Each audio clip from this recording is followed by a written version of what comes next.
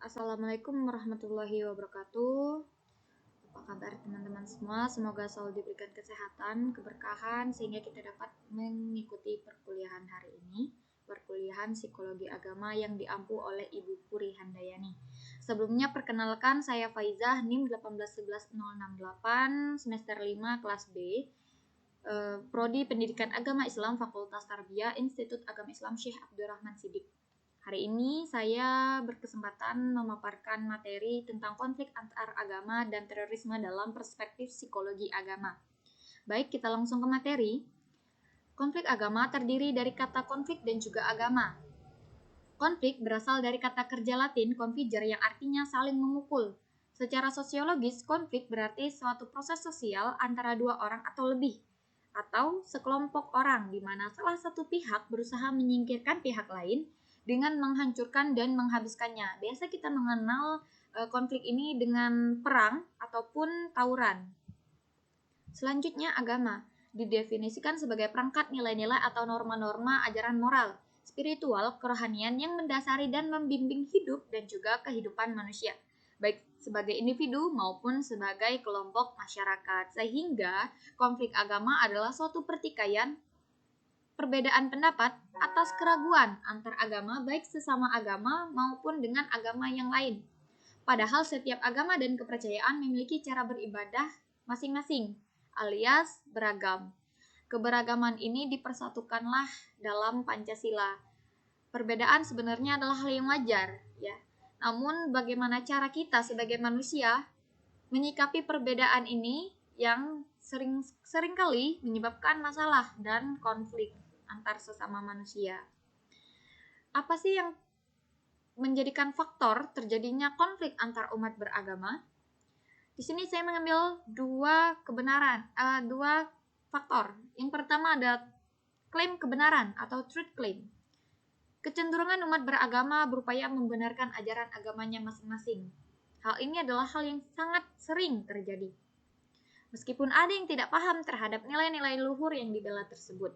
Namun semangat yang menggelora, semangat yang besar dan berapi-api kadangkala telah merendahkan pihak lain yang tidak sepaham dengan kita, tidak sepaham dengan pandangan kita, meskipun kadang berasal dari agama yang sama. Kemudian ada yang faktor kedua, yaitu doktrin jihad.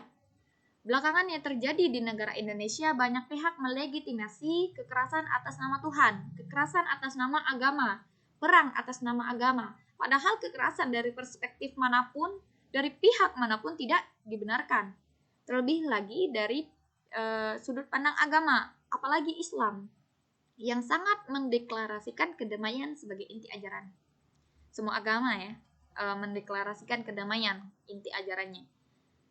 Nabi Muhammad meskipun banyak sekali pihak-pihak yang bertentangan dengan ajaran-ajaran yang beliau ajarkan, beliau tidak pernah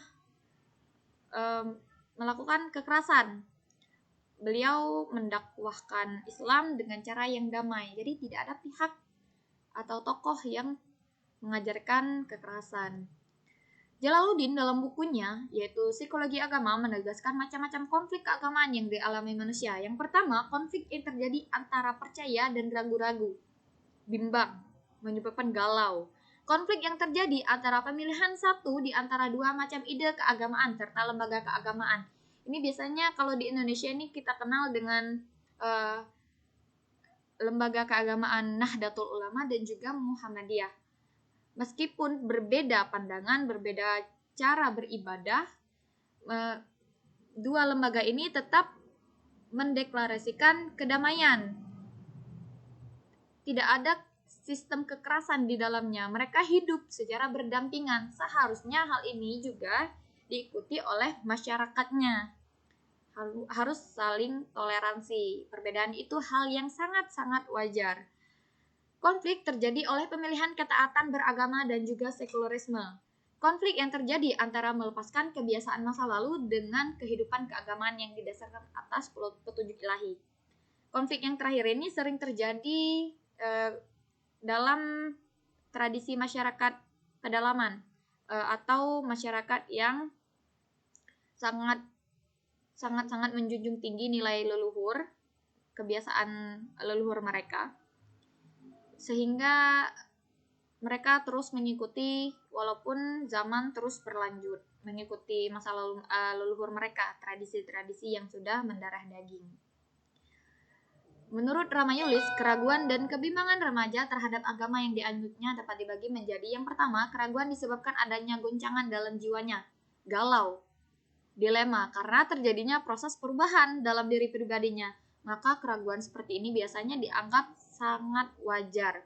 Keraguan yang disebabkan adanya kontradiksi antara kenyataan-kenyataan yang dilihatnya dengan apa yang diyakininya, sesuai dengan pengetahuan yang dimilikinya.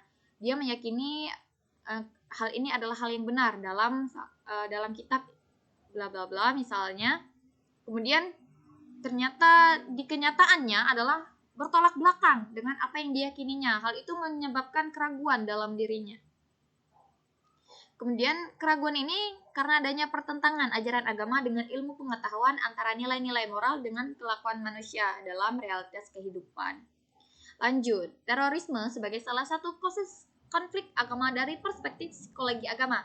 Menurut Kamus Besar Bahasa Indonesia, terorisme berkaitan dengan teror dan teroris yang artinya penggunaan kekerasan untuk menimbulkan ketakutan dalam usaha mencapai suatu tujuan. Biasanya kalau di negara-negara besar, terorisme ini dilakukan dengan tujuan politik.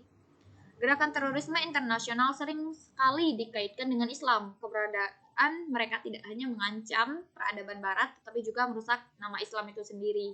Bagi Islam, sifat dasar jihad adalah pembelaan diri atas kehormatan harga diri umat Islam, bukan untuk menebar teror atau ketakutan dan kebencian warga sipil atau masyarakat. Sejatinya para pelaku teror bukanlah mereka yang awam akan ilmu agama, melainkan mereka yang salah memaknai dan memaknai teks agama secara kolot dan ortodoks. Mereka lupa membaca realitas dan sosiohistori mengenai diturunkannya wahyu sebagai ajaran rahmatan lil alamin, penebar rahmat bagi seluruh alam. Goncangan psikis yang salah sejak awal ditambah dengan adanya kelompok arogansi agama itu harus diluruskan melalui diskusi psikologis ihwal pengayaan penafsiran agama secara komprehensif. Nah, selesai. Baiklah, hal itu saja yang dapat saya sampaikan. Lebih kurangnya saya mohon maaf, kepada Allah saya mohon ampun. Semoga apa yang saya paparkan tadi bisa bermanfaat bagi saya sendiri, bagi kita semua yang sudah mendengarkan dan membacanya. Saya akhiri. Wabillahi taufik wal hidayah. Wassalamualaikum warahmatullahi wabarakatuh.